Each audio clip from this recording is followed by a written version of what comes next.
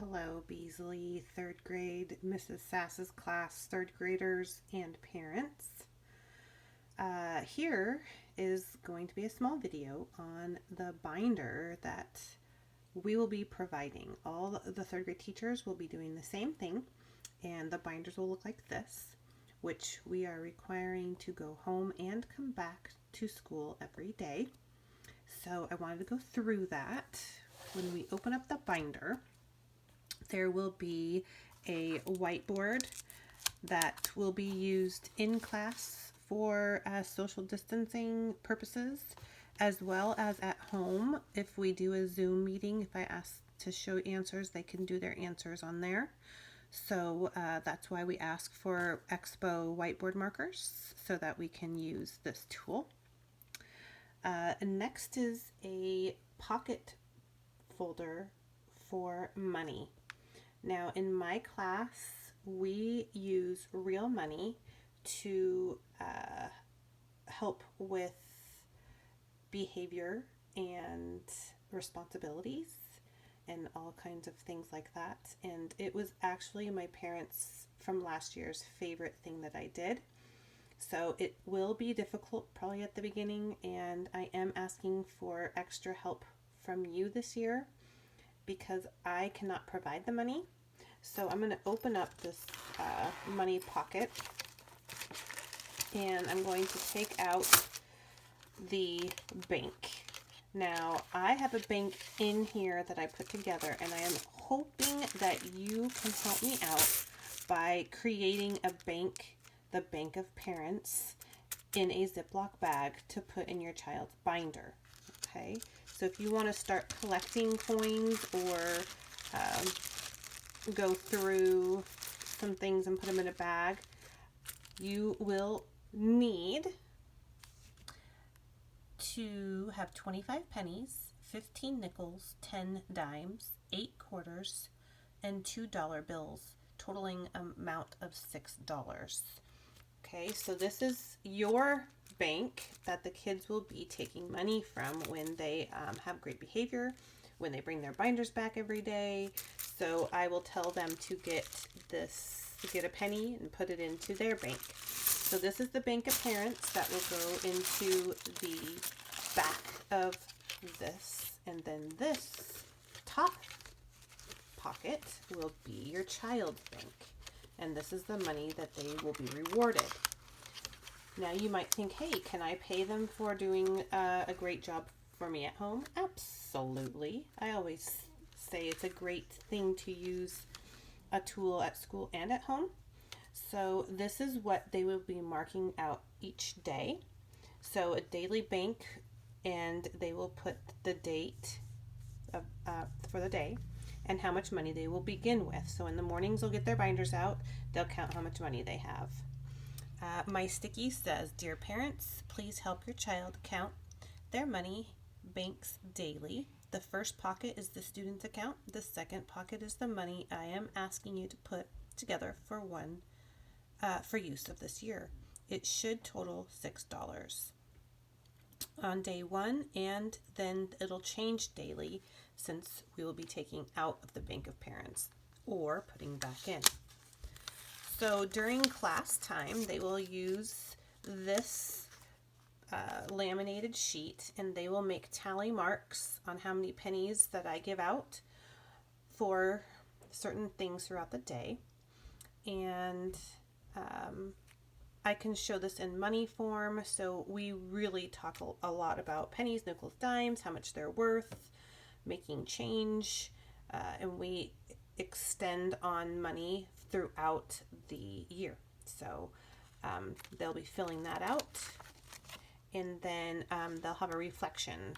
They earned money by doing something, and if they lost something, they will write that down in their whiteboard marker so that you will know what happened and why they had to lose money. If you want to take money away from home, say they didn't make their bed that day, you can have them owe you a penny or a nickel for that, and I will see that on here as well. So we're going to have an open communication with our rewards, and I think it will work really well. So if you by chance will not be able to put together the $6 bag, please don't feel bad. I have plenty of money that I actually cleaned and sanitized at the end of the last year. I had to research how to actually clean money, so I did that, and had Marley ironing the dollar bills because I guess the heat is what takes the germs away from paper money. So we did a little science project here at the Sass household. So that is our money pocket. Now all of our tabs. We'll have a technology tab where all of their passwords will be. This will also be laminated so that they know what their username and password is. Okay. At the end, it does require you to sign permission that they can go to these educational websites. Next tab is classwork. The classwork will be kept in the binder at all times, and so I'll show you examples of that. It could be a personal reader that I put in there. So it'll stay in here with a clip so that it doesn't fall out if your child does ride the bus or if they're holding their binder and didn't bring a backpack that day. So we will do that, and then it only allows for that one child to be touching the books. When I do collect them, they will go into a special place where they will be quarantined for the amount of days that are required for the use for next year. And then these right here are readers. These readers will change about every 3 to 4 weeks, and we will do most of our work in here or digitally. So this same paper packet reader is also available on our benchmark website. So we will be going over that with all the kids so that they can choose which way they would want to read and annotate. So we will be putting that in their binder. There's possibly center work, so like the spelling, vocabulary, and grammar. So that could possibly be living in the classwork section, as well as morning work. So there will be 1 page a day with math and language arts that I usually go over.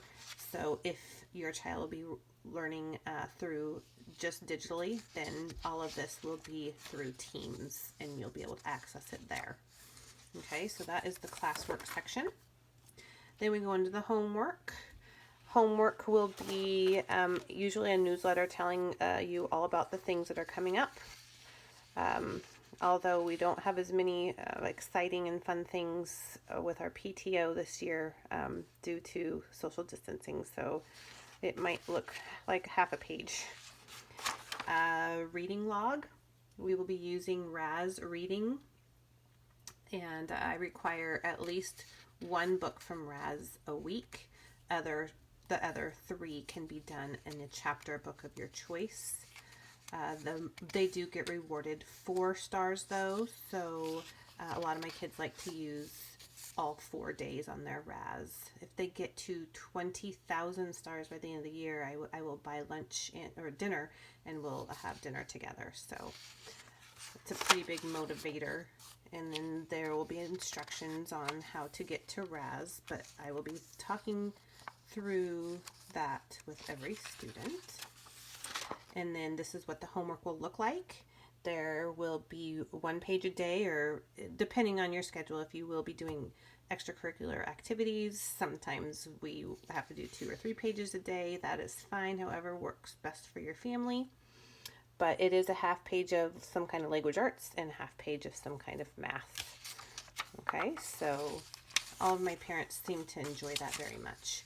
Just a note that I will not be able to grade these at all. So it's just, builds responsibility, and it goes right along with all the lessons that I'll be doing in class. So I don't want you to think that your child's wasting their time. It's really teaching responsibility skills, and